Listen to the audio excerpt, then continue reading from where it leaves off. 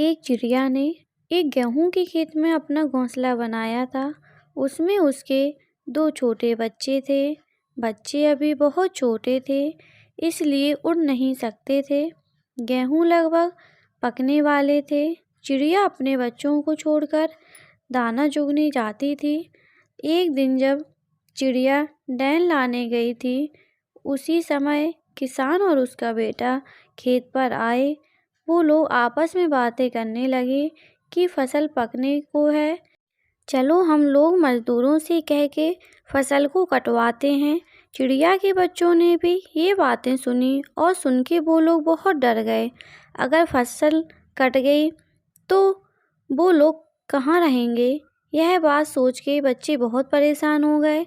शाम को जब चिड़िया वापस लौटी तो बच्चे डरे सहमे उसे ये बातें बताने लगे कि किसान आया था और खेत को मजदूरों से कटवाने की बातें कर रहा था।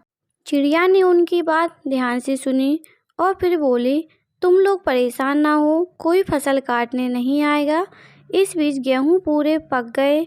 कुछ दिनों बाद किसान और उसका बेटा फिर खेत पर आए। वो लोग मजदूर से मिलने का कारण बहुत चिंतित थे। किसान ने कहा, गेहूं तो पक गए, चलो हम लोग पड़ोसियों से मदद से फसल को कल काटते हैं। चिड़िया के बच्चों ने भी ये बातें सुनी और सुन के वो लोग बहुत ज़्यादा डर गए। शाम को चिड़िया ने जब ये बातें सुनी तो उसने अपने बच्चों से कहा, तुम लोग डरो नहीं, किसान नहीं आएगा।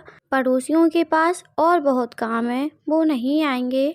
कुछ और दिन निकल गए, किसान नहीं आया। गेहूं पक के खराब भी होने लगे। फिर एक दिन किसान अपने बेटे के साथ आया। वह बहुत दुखी था और बोला, पड़ोसी भी खेत काटने नहीं आए, अब अहम ही खेत काटना पड़ेगा। कल हम खुद आएंगे और फसल काटेंगे। चिड़िया के बच्चों ने भी ये बातें सुनी। शाम को जब चिड़िया आई तो बच्चों ने ये बात उसको बताई। चिड़िया ने कहा, कल किसान ज़रूर आएगा।